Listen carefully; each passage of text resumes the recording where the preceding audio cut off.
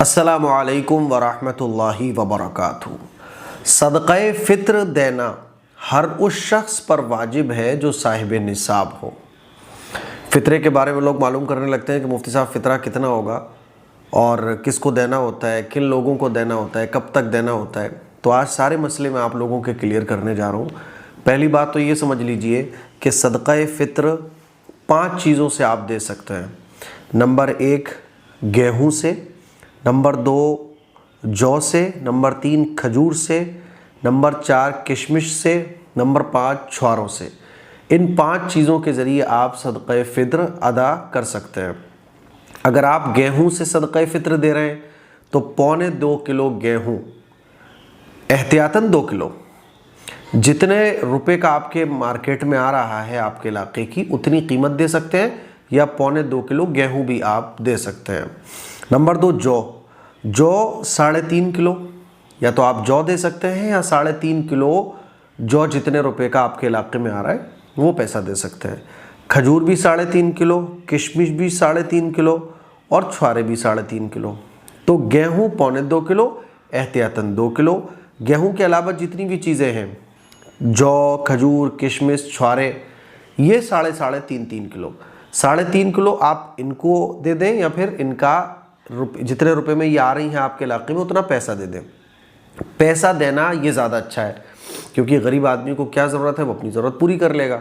अब उसको ज़रूरत है दवा की, उसको ज़रूरत है राशन की, आप उसको गेहूं पकड़ाएं।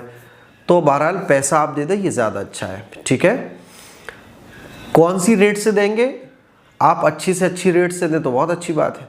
जैसे कि खजूर है तो इनकी रेट्स अलग अलग होती हैं, किशमिश इनकी भी रेट्स अलग अलग होती है।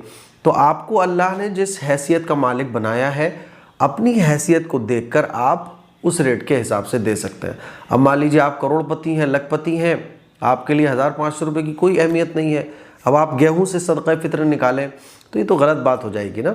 अगर आप मालदार हैं तो फिर आपको किशमिश या खजूर से सदक़े फ़ित्र अदा करना चाहिए।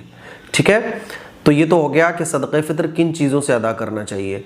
दूसरी चीज़, सदक़े फ़ित्र किस पर वाजिब होता है? तो याद रख लें, जो शख्स साहिब निसाब हो, यानी जिसके पास इतना पैसा हो जिससे वो साहिब निसाब हो रहा हो, तो उसके ऊपर फ़ित्रा वाजिब होगा।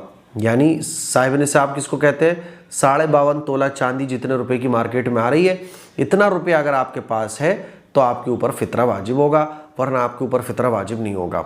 ठीक है, बाकी फिर भी अगर कोई शख्स देना चाहे तो फ़ित्रा कोई भी दे सकता है। मान लीजिए आपके ऊपर सदक़े फ़ित्र वाजिब नहीं है, फिर भी आप देना चाह रहे हैं तो दे सकते हैं भाई, बहुत अच्छी बात है। सदक़े फ़ित्र देने की 2 वजह हैं। अल्लाह के नबी सल्लल्लाहु अलैहि वसल्लम की हदीस से पता चलता है इसके सदक़े फ़ित्र देने के 2 फ़ायदे हैं। एक फ़ायदा तो ये कि ईद वाले दिन कोई भी गरीब, कोई भी मोहताज भूखा ना रहे, सब ईद की खुशियों में शामिल हो जाए।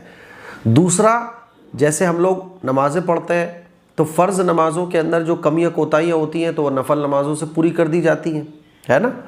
ज़कात के अंदर कोई कमी कोताही रह जाती है तो दूसरे सदक़े नाफिला उस कमी को पूरा कर देते हैं। ऐसे ही रमज़ान के रोज़ों के अंदर जो कमी कोताहियाँ हमसे हो जाती हैं तो सदक़े फ़ित्र उन कमी कोताहियों को दूर करता है। ठीक है, तो ये 2 फ़ायदे हैं। सदक़े फ़ित्र किसकी तरफ से दिया जा सकता है? देखिए, अगर मियाँ बीवी है और औरत भी साहिब निसाब है, मर्द भी साहिब निसाब है, तो औरत के ऊपर अलग फ़ित्रा वाजिब होगा, मर्द के ऊपर अलग फ़ित्रा वाजिब होगा। और अगर आप किसी से कह देते हैं कि भैया मेरा फ़ित्रा भी आप अदा कर देना, जैसे मान लीजिए बीवी ने कहा शौहर से कि भाई मेरा फ़ित्रा भी दे देना, तो शौहर ने बीवी की तरफ से ही फ़ित्रा दे दिया, तो हो जाएगा फ़ित्रा अदा। ठीक है, अच्छा, किन किन घर में किन लोगों की तरफ से फ़ित्रा देना चाहिए? तो आप और आपकी नाबालिग औलाद, आपकी फ़ैमिली में मान लीजिए 5 लोग हैं, जैसे हमारी फ़ैमिली में हम तमाम भाई मिला के 7 लोग थे, तो हमारे वालिद साहब 7 लोगों का फ़ित्रा अदा किया करते थे। अब मेरी शादी हो गई तो मेरी बीवी, मेरी एक बेटी, अब कितने लोग हो गए? 2 लोग और बढ़ गए, तो 7 और 2 9, अब 9 लोगों का फ़ित्रा हमारे वालिद साहब अदा कर देते हैं, हो गया अदा। तो आप और आपकी जो नाबालिग औलाद है उसका फ़ित्रा आपके ऊपर वाजिब होगा। जो बालिग औलाद है उसकी तरफ से भी आप फ़ित्रा निकाल दो तो बहुत अच्छी बात है, लेकिन बालिग औलाद की तरफ से फ़ित्रा निकालना ये वाजिब नहीं है। फ़ित्रा निकालने का टाइम कितना है तो ये भी समझ लें आप। बेहतर ये है कि आप ईद से पहले पहले फ़ित्रा दे दें, यानी अब जो टाइम शुरू हो रहा है आप इसमें दे सकते हैं, लेकिन बेस्ट टाइम ये है कि आप ईद की नमाज़ पढ़, यानी ईद से 1-2 दिन पहले आप फ़ित्रा दे दो, ताकि आदमी कोई ऐसी जो पुअर फैमिलीज़ होती हैं, ज़रूरतमंद फैमिलीज़ हैं, वो ईद के दिन कम से कम भूखी ना रहें, ठीक है, ईद के दिन उनके पास खाने को हो। तो फितरे का जो टाइम है बेस्ट वो यही है, ईद से 1-2 दिन पहले।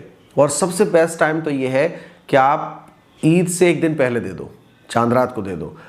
और लास्ट टाइम इसका ये है कि ईद की नमाज अदा करने से पहले पहले आप फितर अदा कर दो, ठीक है। और अगर आप ईद की नमाज पढ़ ली, आपने फितर अदा नहीं कर पाए, तो भैया बाद में दे दो, लेकिन ज़्यादा ताख़ीर इसमें नहीं होना चाहिए। लेकिन फ़ितरा अगर आपके ऊपर वाजिब है तो आपको फ़ितरा ज़रूर देना चाहिए। तो मुझे उम्मीद है सदक़े फ़ितर के ये मसाइल आप लोगों को अच्छे तरीके से समझ आ गए होंगे। इसके लिए कुछ शेयर करें, दूसरों तक पहुँचाएँ। अस्सलामु अलैकुम वरहमतुल्लाहि वबरकातुहू।